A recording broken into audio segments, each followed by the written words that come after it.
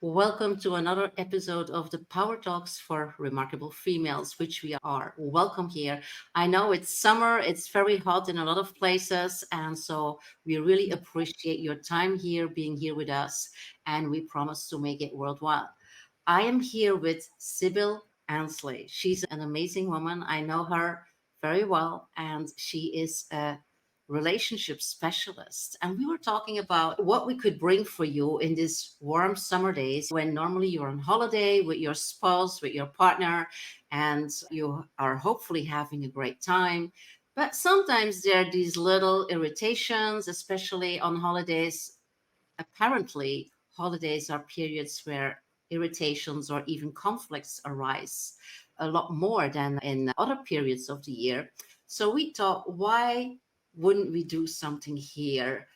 And something a little bit controversial because Sybil is bringing a methodology and a format that says that you grow closer together through conflicts. So I'm very interested to dig a little bit deeper here. Sibylle, welcome. I just love to have you here on the Power Talks. And you are a specialist, you're a relationship specialist. So you work mainly with women that are ready for their next level relationships and that want to take them to a high level of interaction and quality of interaction. I can't wait to hear what you're going to bring here on the communication lab. A warm welcome.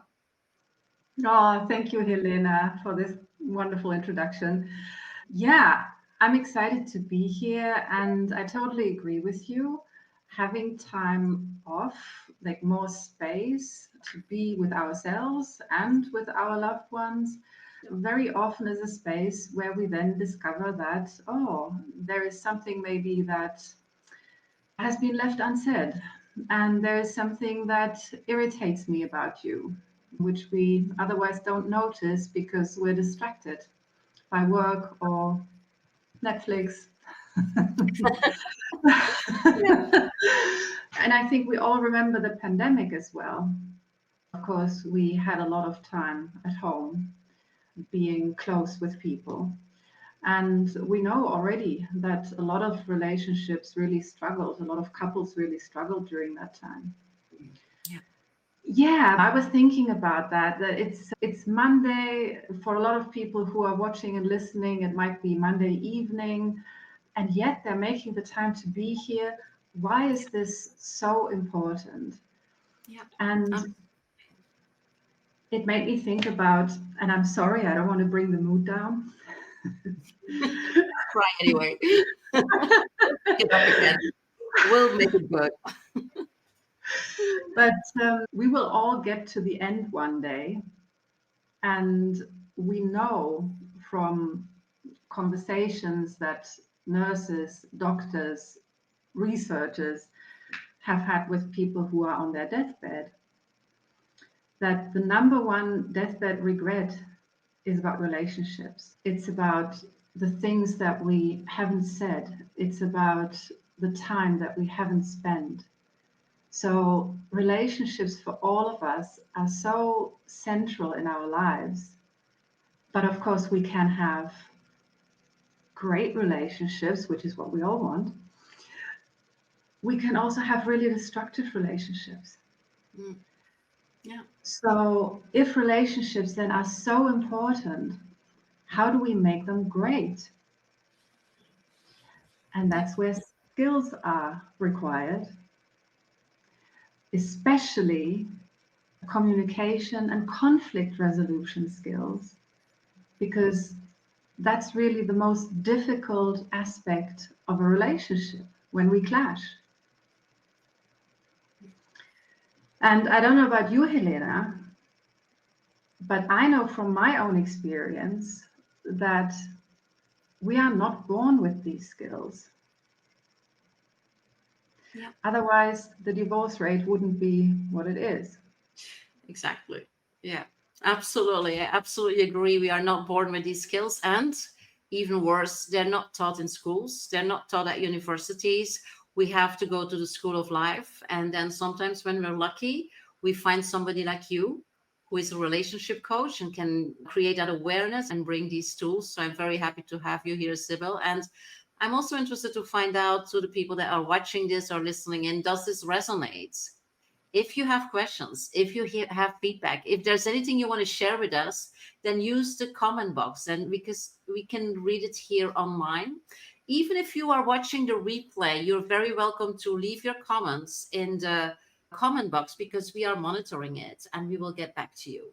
In case you have not done, please connect with us. Connect with us on LinkedIn, follow us on Facebook, on Instagram, because then we can also keep you in the loop about the programs that we bring, the masterclasses, the power talks like these.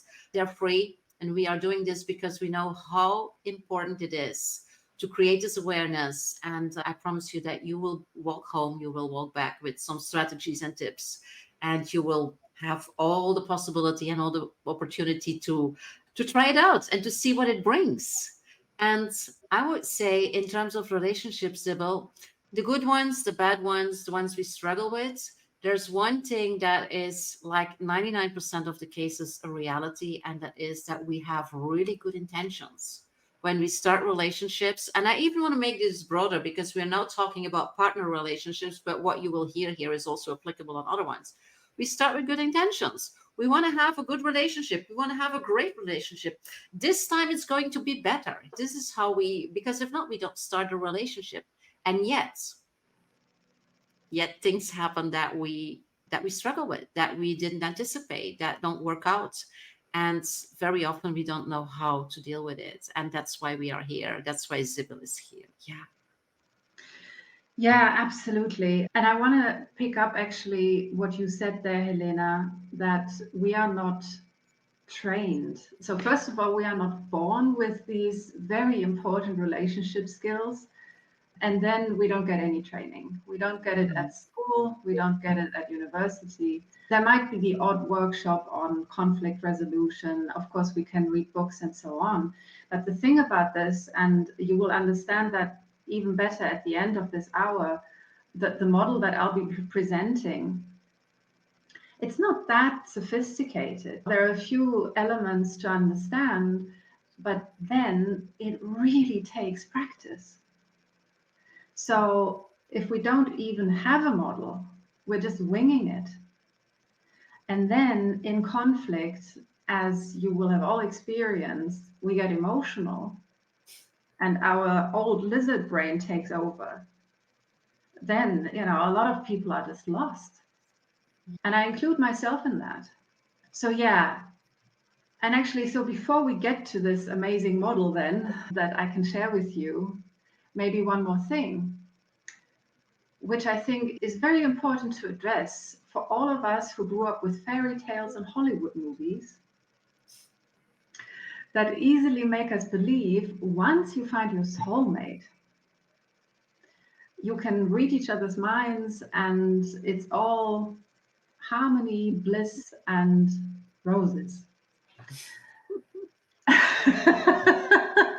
And I want to debunk this now. Whether you believe in the concept of soulmates or not, but are there people out there who are really great matches for us? Yes, there are. But when we find them, they are still different people.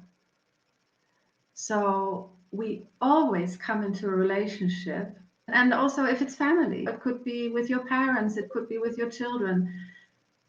We always have different stories, different needs, imagination, desires, triggers, emotions. And so that always has to be negotiated. We have Sophie here. Hi, Sophie from Luxembourg, and she asked not to burst her bubble. Sorry, Sophie. There are exceptions. In Luxembourg, it's a little bit different. I've never been to Luxembourg, maybe. Maybe it's different there. Yeah. So dream on, Sophie, dream on. But just listen anyway, because you never know, you meet something from outside Luxembourg. And then this might be necessary for you. Wonderful. Yeah. So shall we get a bit practical, Helena? What do you think? Yeah, please. Yes, absolutely.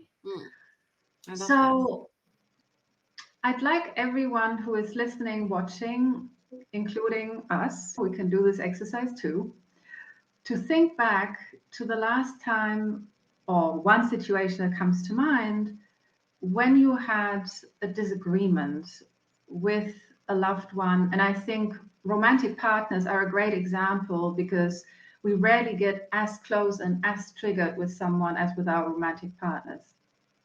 So whether you are now in a relationship or single, yes, Helena?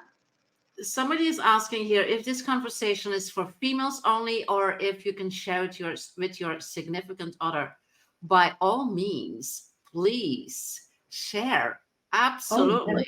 Yes, yes. Sometimes half of our audience are men and they're very welcome. We just focus on women, but we are very inclusive. And when you step out of this session, I guess this is one thing that you are like invited to do, to have the conversation and to share this with your partner, with your significant other. Absolutely. Yeah. Yeah. Sibylle? Oh, absolutely, no question. And the more people learn this model and learn to have productive conflict, the better. Yeah. Yeah. Wonderful. So let's go back to this idea of Yeah, to just put yourself in that situation when something happened. And sometimes these are really minor details. Okay. But something rubs you the wrong way. So find a situation and think back to the emotion as well. Okay. And then I have 3 questions for you. So the first one is, what was it about? The second one is, what happened during the disagreement? And how did you feel? So what was the process like of you and the other person working through that? And then finally, what was the outcome?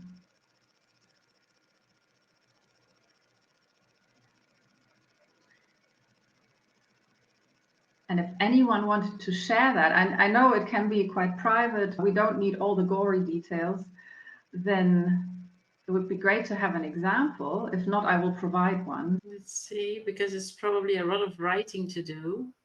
Yeah, that can be a bit true. Because unfortunately, we cannot invite people on stage here to just verbally express themselves. It has to go into the comments. So if anyone has the courage, just say yes, and then we wait until you have produced something. Let me see. I need my glasses. And yeah, we don't need a novel. It can really just be bullet points. Maybe it would be quicker, Sibylle, Yeah. also for the flow of the conversation, if you give an Yeah. example that relates to everybody that's here. Yeah, no worries, of course. So, for example, you have arranged with your partner to have a nice meal in the evening. He's late. So you prepare everything, right? You set the table, you cook, you get ready. Like for us women, that can also be quite an effort. He's late and he doesn't send you a message or call. Okay. That could be what happened. And now, so how do you go through the conflict? Now, of course, there are a million options, but I actually wanted to start with a negative example so that we know what we want to avoid. And maybe, Helena, I ask you briefly, what do you think would be a negative way of the conflict kind of? And a negative way could be that I am taking it personally and I'm really upset because it's the 5th time already this happens this month. And so when he comes in and he's probably not really aware of anything that is wrong, although we were talking about this like a little bit of special dinner, because it's something that he really, really liked, and I have to go through a lot of effort in order to get it and to prepare it. I start with face, thanks a lot. I'm not even sure if we will enjoy the meal because it has been overcooked for half an hour. That could be a reaction. Yeah. Okay. Yeah. So I think a lot of people can identify with that. Yeah. And when you talk about it, actually, for me, the I see emotions myself almost doing come this up. sometimes. Yes. It's like, how dare you? Yeah. So, what can very quickly happen, and I just want to put some labels on the emotions here to make it quicker, we can start to criticize, accuse, blame. The other side might then get defensive. We get personal, like you said. There might even be shouting. So the emotion comes out unfiltered.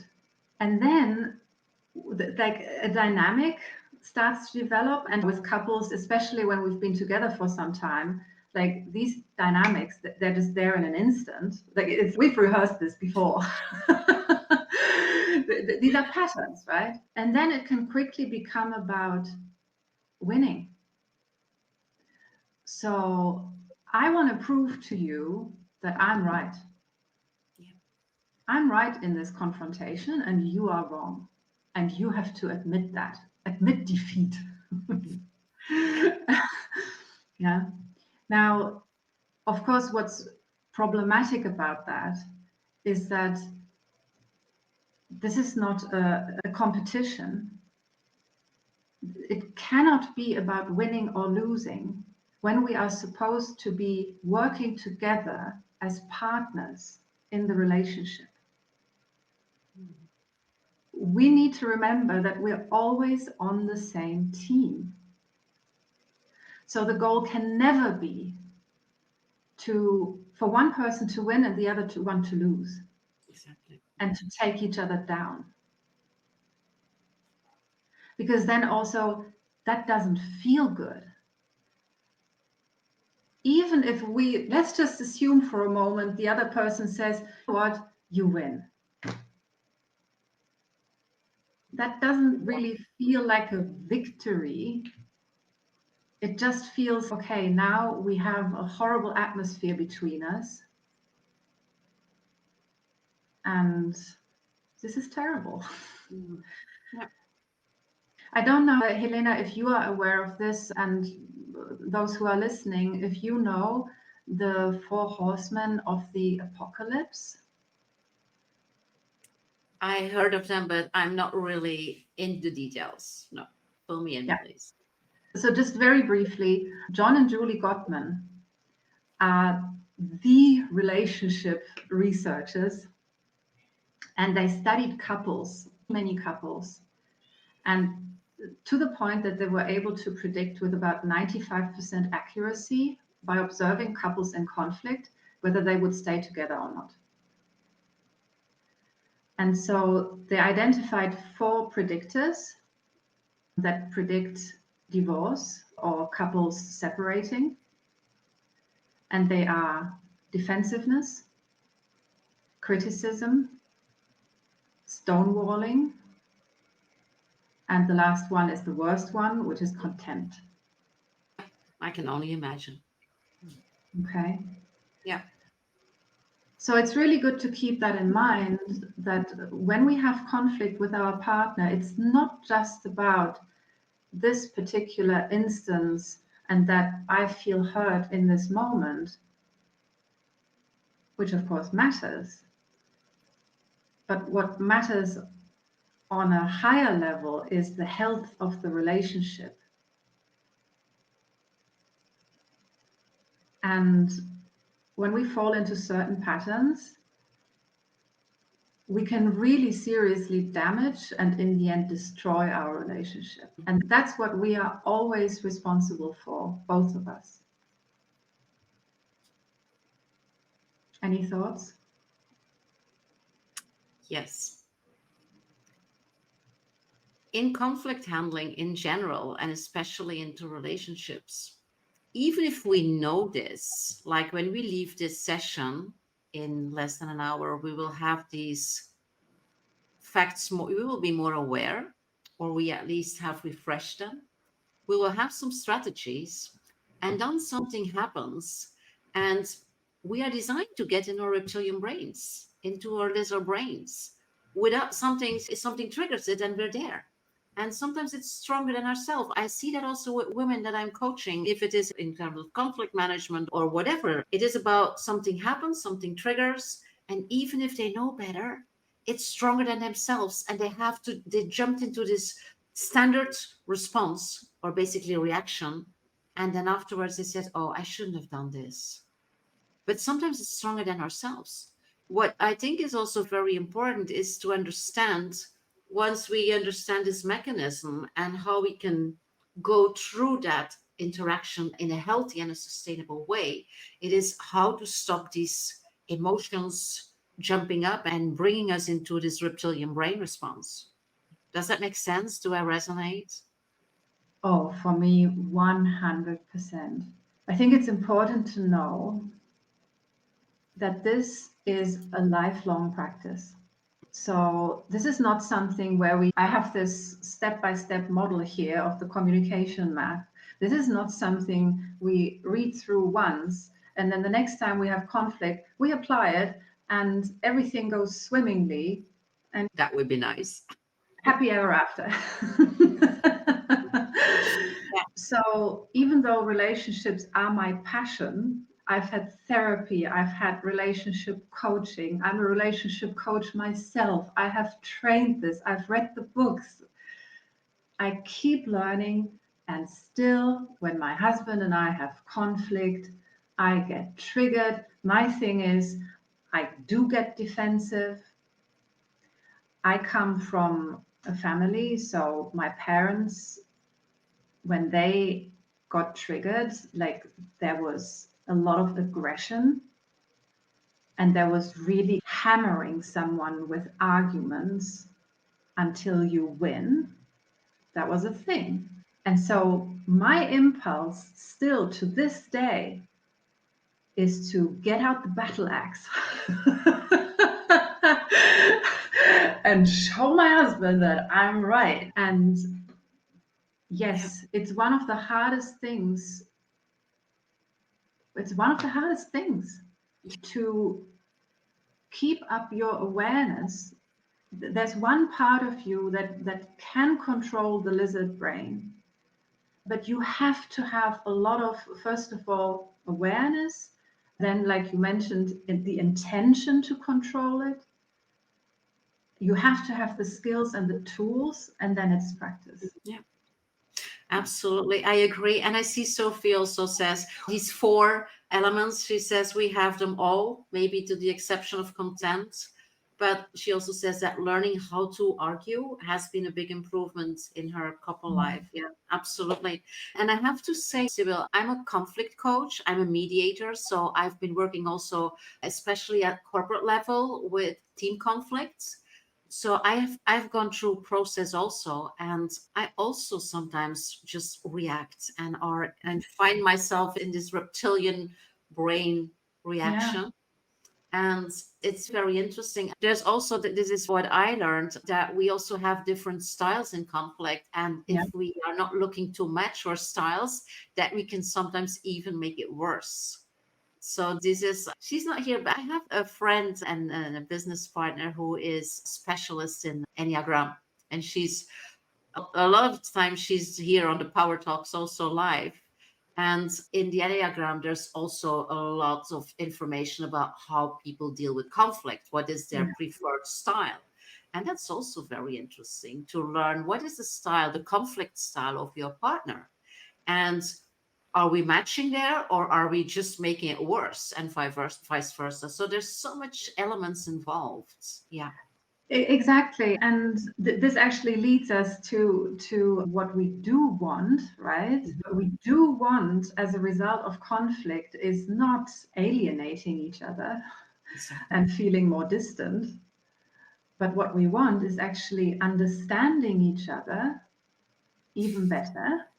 Yeah. And part of that understanding is, hey, let me understand what you're thinking right now, what you are feeling. And instead of judging you for it immediately and making you wrong, just simply acknowledging that, okay, so you process this differently from me.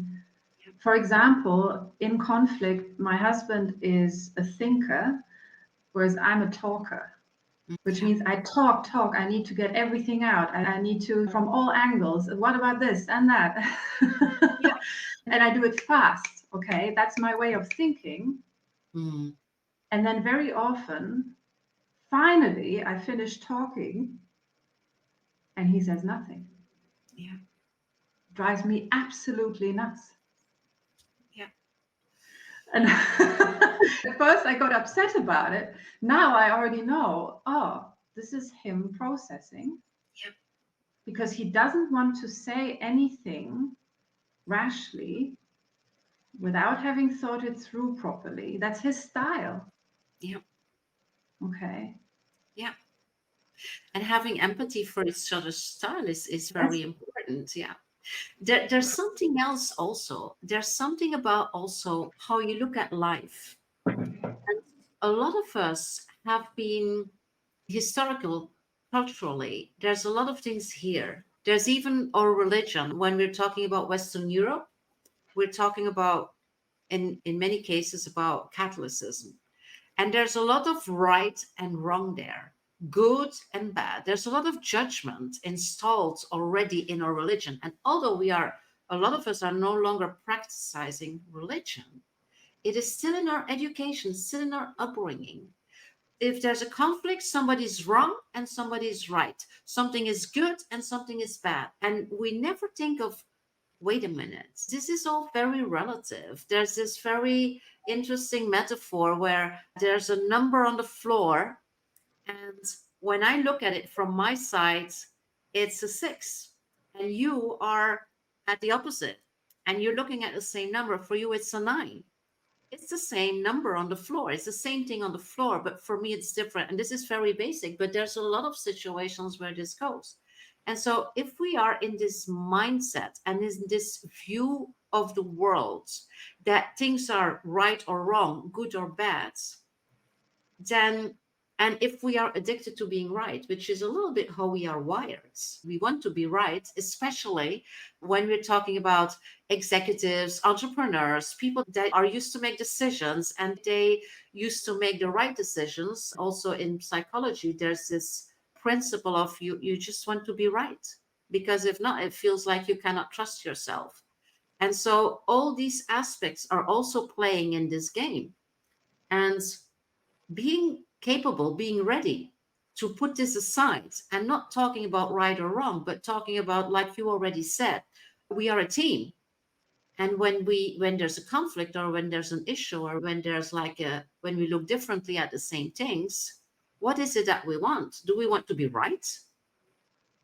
Or do we want to be together and find a solution where everybody is happy? And if you love somebody, you would say, okay, there's no other option than we find a solution where everybody involved is happy. And yet sometimes we're like, no, I'm right. I'm right. And he's wrong or she's wrong. And these are things that you already said it. We need to get aware of this and step aside from this, I would say, addiction to being right. But yes. No, but that's spot on. I think that actually elegant and graceful conflict resolution actually goes against human nature in many Mm, ways, which yeah, is one of the things that make it so hard. absolutely. Yeah. Yeah. Sophie brings in And a nice thing also that's coming from positive intelligence, and that is that there's at least 10% truth in the other party's arguments. And that the earlier that we get to see and reckon this, the earlier we can move towards a solution together. That's nice. Thank you for that input, Sophie. Wonderful. Yeah. yeah, isn't that an amazing perspective? Instead of looking for where our partner is wrong, Yeah. actively look for where he's right, Mm. where he has a point, where maybe I messed up. Yeah. Exactly. Mm.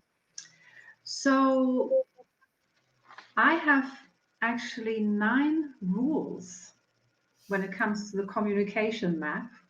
Mm. that we can follow to get to a win-win, like you already mentioned. Would that be a good time to go over these rules? Absolutely. Let's start with Yeah. them. Yeah.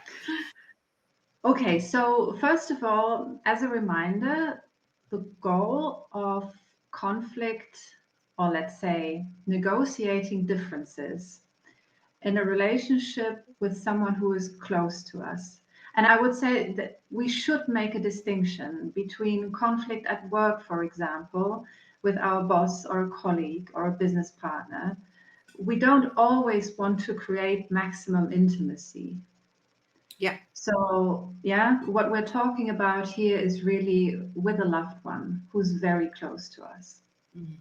and who we can open up to and be vulnerable with to a great degree.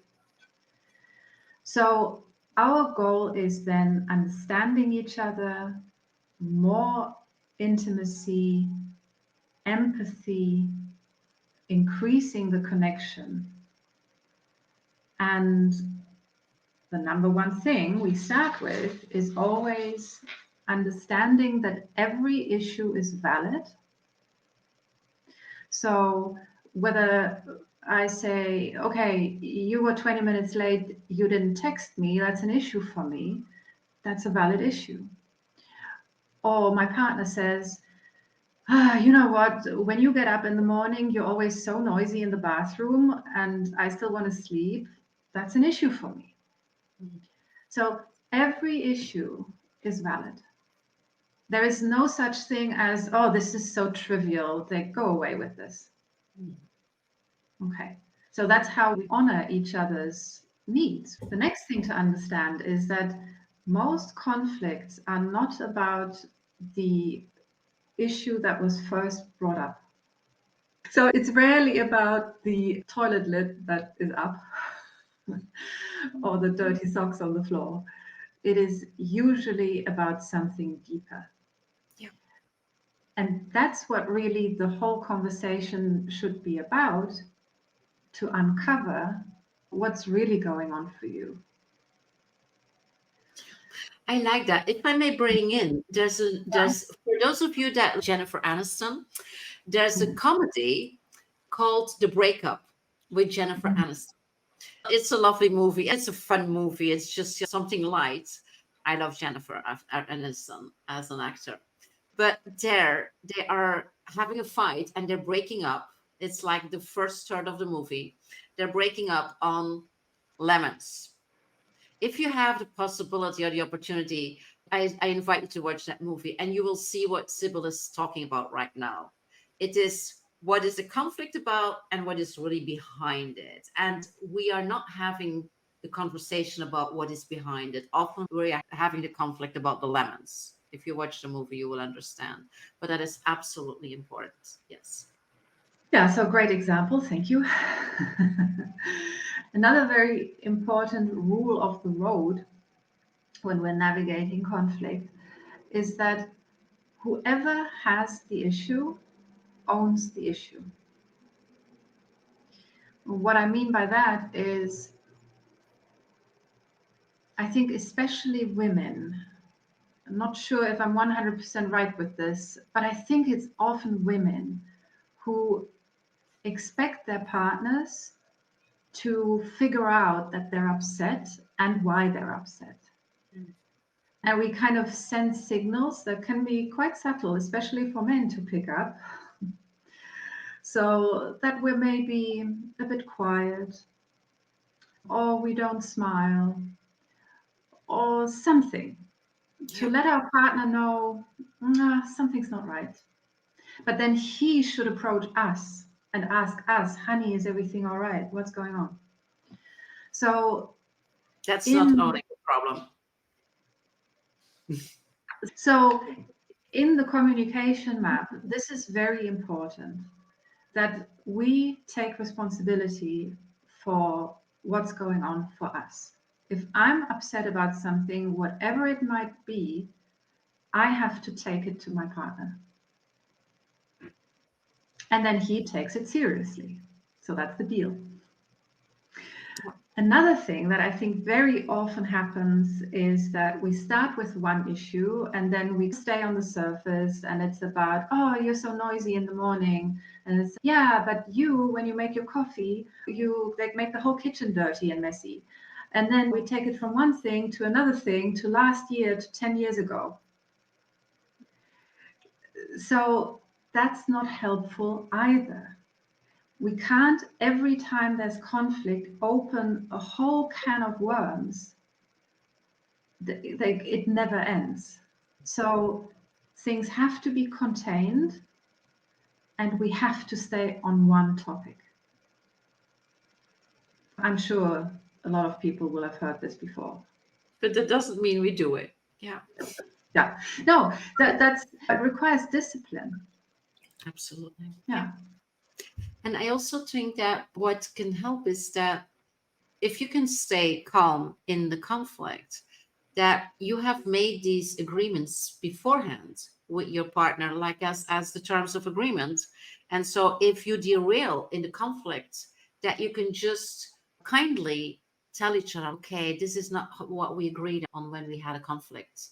So let's just stick to what we agreed on. And that is like we stick to this one point that we are discussing right now. Oh, that is such a great point, to when both are calm and everything's fine, that we then sit down and together we get invested in creating a map for when we have conflict.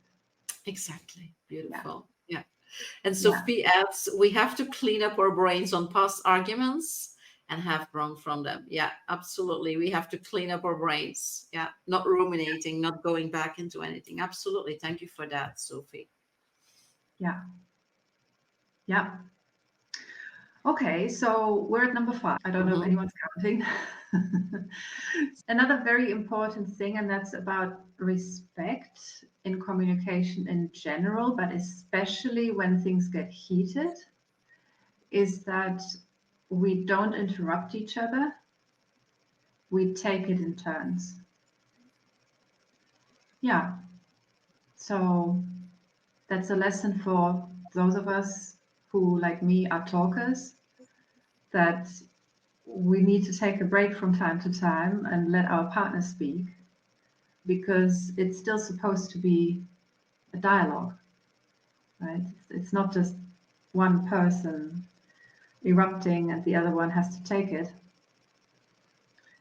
It should be back and forth because we want to understand each other. Yeah.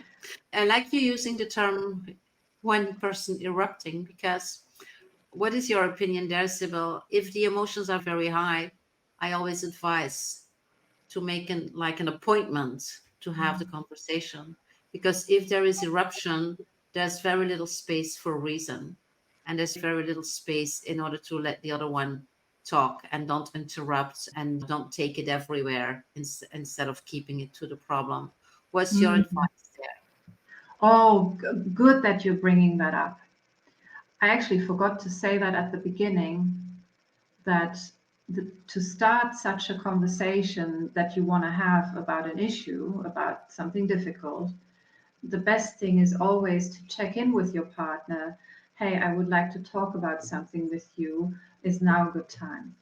So that both are really on board with having this conversation here and now. Yeah. Yeah.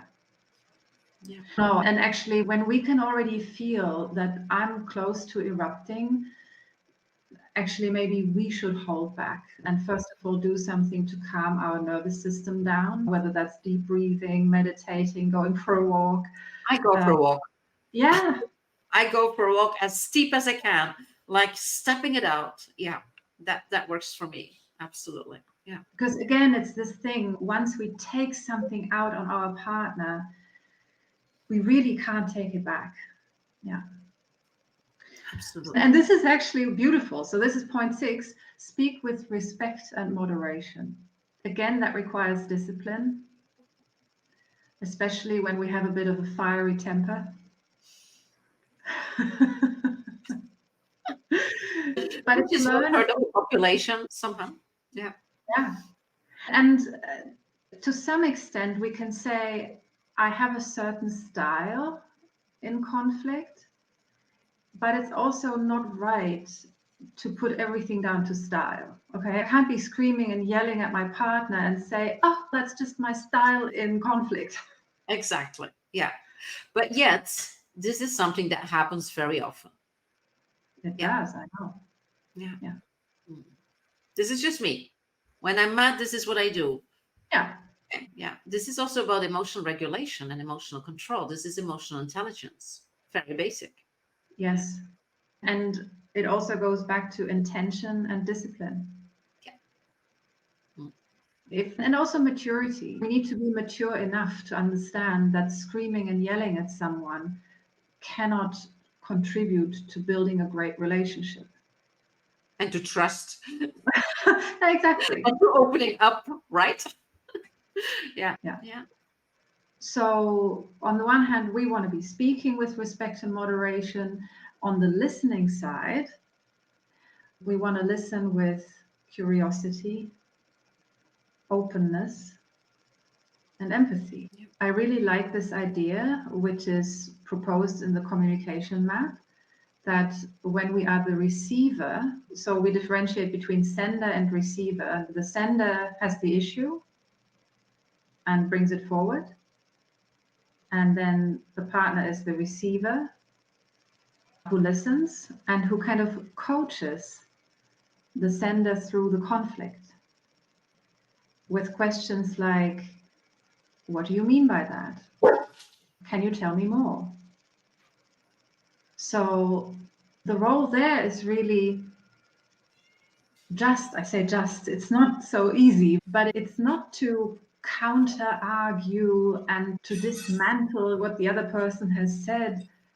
It's basically really to take it all in and try to go as deep as possible, Yeah. which completely changes the dynamics. Obviously. Yeah. Because we go in with the assumption that, okay, whatever the issue is, I'm not making this personal, I'm not taking it personally. Yeah. I'm now giving my partner who has the issue the chance to get everything out and to discover what's underneath.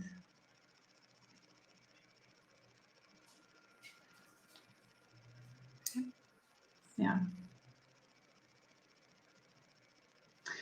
Yeah, so we do that for as long as it takes. And I think that's also important to highlight that such a conversation can go on for quite a bit.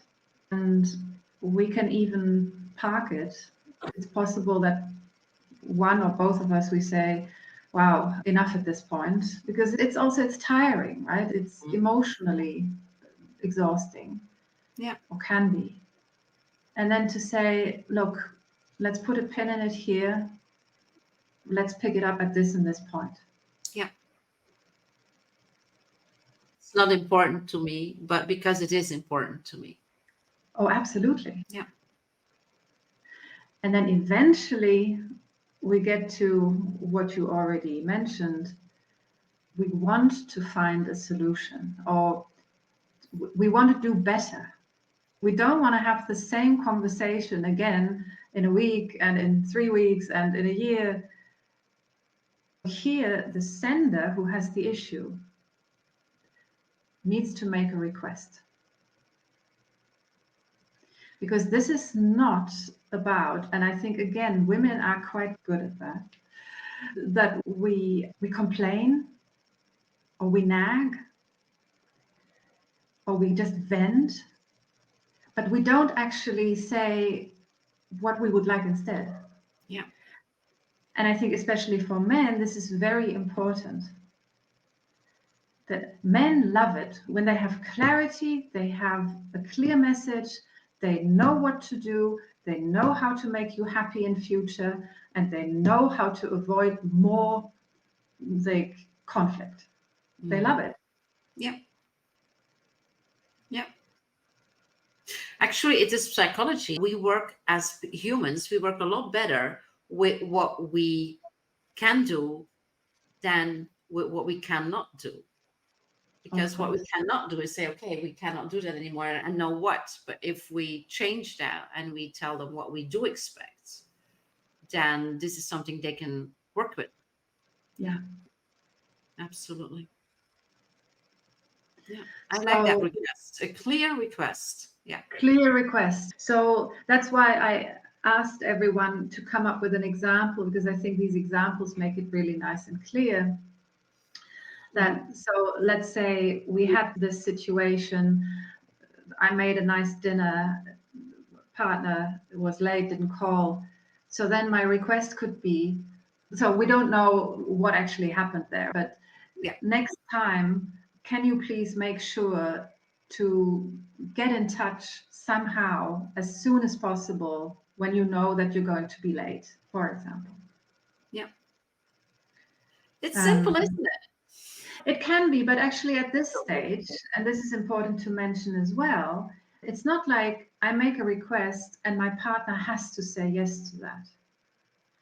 So he might actually say, not this example, this is too obvious, but Yeah. if it's something where he or she says, you know what, that doesn't really work for me, can we do XYZ instead? So then this is the part where we negotiate Yeah. Mm. until we get to a win-win. Mm. Yeah. Absolutely. I love something that somebody brought in here. Arkadius, I hope I spell your last name correctly. Svirshiviki? Is that somebody that you know, Sibylle? Not to my knowledge. He writes, young lovers seek perfection. Old lovers learn the art of sewing threads together and of seeing beauty in a multiplicity of patches. How to make an American quilt. That's beautiful. Thank you for that. Thank you for that. I love it. Yeah, I love it. It's not about being perfect. It is about, I really like what you said also earlier, Sibylle. It's about being a team and being graceful in understanding that we are all different and that beauty can be in the diversity. Yeah. Yeah. Yeah, and also to always assume that our partner has good intentions towards Yeah. us. That Absolutely. when we assume that we really care for and about each other, Yeah. then we both have an interest, a vested interest in making things work. Mm. Yeah. And of course, that needs to be the case. And this is something that maybe we should say, this kind of model works really well when both people want the relationship to work on a high level. Yeah. But as soon as there is one person who is selfish, who doesn't have the best intentions, because let's face it, that happens, not even to mention people who are malignant. There are the narcissists and the psychopaths and so on, they do exist. We can forget about this model. It has to be mutual and the effort has to come from both sides. Yeah. Absolutely. Yeah. Yeah. Did we get to the 9 rules already, Sibylle? Yes, we're through. We are. Wonderful. Just in general, is there a place, I don't know, on your website or somewhere else where people can see these 9 rules somewhere explicitly? Or I do not have the communication map on my website, so for but people who want to know more about this, they yeah. can get in touch with you, of course. As I already said in the beginning of this Power Talk, connect with us on LinkedIn and ask your questions. So people who want to know more about this, Sibylle, what would you be your best advice for them to do? So if they concretely want to know about the communication map, the best thing is to just send me a message. Mm. So connect with me on LinkedIn, message me there, and yeah, I'll be happy to either send someone the PDF with the map itself, Mm. or Wonderful. if they have questions, happy to answer those. Yeah. We have 5 minutes left here. As usual, this hour passes like crazy, at least for us. I hope for you listeners also the same. So if you have any questions right now or any feedback, then now is the time to do. If you are watching or listening to the replay, then just put your questions in the comments, or as Sibylle already said, just connect with her directly if there's anything, because these are 9 rules, and they sound very obvious, very, yeah, this is what works, this is simple, and yet it is so difficult in order to do that. And one of the things is these emotions that come up. We're in our reptilian brain, we're not really capable in the moment to stay calm and to stay respectful, even if we have agreed on certain rules beforehand. Sometimes we know we don't do the right things even while we're doing them. And so what is also very important, Sibylle, is I already said I step it out. Yeah. But there are also strategies that you can develop yourself in order to control your emotions and regulate them. I'm not saying not to have those emotions. I'm saying to control them and to regulate them. Because when you are angry, you don't have to yell. You don't have to throw with plates or with doors or with whatever. You can also say and feel this anger and tell people about that, people that are involved in the process, without going into these extremes. And it doesn't mean you cannot feel this, and you can develop strategies in order just to have this emotional control. And you already mentioned it, Sibylle, it's maturity. Yeah. It's conscious choice on how you show up in whatever happens in life, right? And this is our responsibility, in fact, as mature adults, or as adults, we should aim for mature conflict handling and, yeah, dealing with relationships in a way that we treat people with kindness and respect, which then enables us to have great relationships, which then gives us so much more health, well-being, longevity. And maybe one more thing, which I think we haven't said, but it's so important, that if we do mess up, despite our best intentions, and we all do, we apologize. You Yeah, know, we absolutely. we we have to be able to say, you know what, that wasn't right what I said or how I behaved, and I'm really sorry.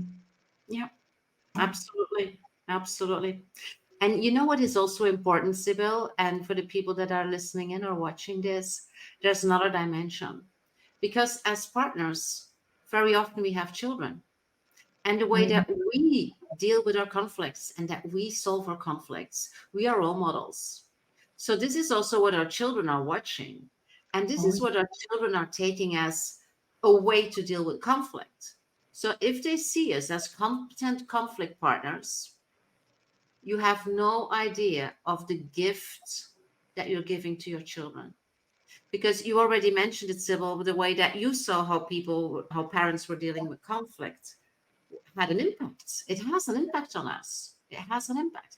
I have to be honest, my parents, there were never conflicts. That is probably incredible to understand, but there were no conflicts. Maybe there were some reasons for conflicts, but we always saw our parents as a very loving couple. And when I had my first relationships, I had no idea how to deal with conflict because it was something that was non existent. Can you imagine that? Even yeah, I there, mean, I wished I had some examples. so there's on the one hand, we can grow up with unproductive skills, but we can also grow up with a lack of skills. Exactly. And either way, we are then not equipped to Absolutely. deal with our partner who will inevitably be different from us. Yeah. And we haven't talked about that now. I know we're running out of time, but avoiding conflict, that's actually one of the worst things we can do, Yeah. because then we do get to the explosions when the resentment and the frustration that's simmering below the surface can't be contained anymore. And then the toxicity might not be in the interaction, but toxicity might be in the head, in your own mind. Yeah, absolutely. Carolina, Very good point that it will work only when people are in relationship they really see a future in, absolutely, and want to be in. It seems that it could also be a good way to test the candidate for a relationship. If we cannot have good conflict with someone, it may be a sign of deeper issues. Sibyl, Yeah, last word. you know what? I discovered these comments too late. I was in the wrong chat, so I thought, oh, no Ooh. comments. And now I see that, of course, I know Carolina. I'm very happy you're here. And I also know Sophie. Amazing ladies that you could make it. And Carolina, what a great point. That Hmm. this is really one of the things I would recommend the most when we are looking for a partner, which that's my area of specialty, the search for a partner, that we need to check how someone behaves when things get rocky or difficult or when we have an issue. It is so important. Absolutely. Sibyl, these are very wise last words. I would say last words for this episode because we could fill 3 or 4 more without any problem. And we will certainly do a sequel on this one.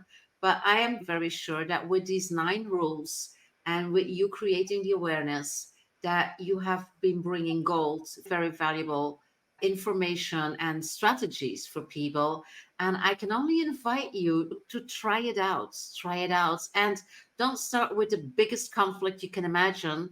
Just start baby steps to practice these things and at least have the conversation about how you deal with conflict, like in a peaceful time. This can be you can just say, we were at this power talk for remarkable females with Sibylle Ansley, and this is what she said. Can we have a conversation about that? Wouldn't that be a nice starter, Sibylle? Sure. Yeah, absolutely. Wonderful. So let's keep it here for today. There's a lot more to say. Connect with Sibyl. If you have questions directly, send them there. We love that you are here. We love the interaction. If you're watching or listening to the replay, just put everything you want to share in the comment box and we will get back to you. Thank you so much for being here. Sibyl, thank you so much for sharing your wisdom, your expertise, for being so generous with whatever you can learn us on relationships, and because that's all we want, isn't it? Having a great relationship. And with these strategies, this is absolutely a very good start. So thank you so much for being here. For everybody, bye for now. Have a great rest of your evening or of your day, depending on where you're calling in from. Bye for Thank now. you, Helena, for having me. It's been a So pleasure. welcome. Likewise. Bye for now. Bye.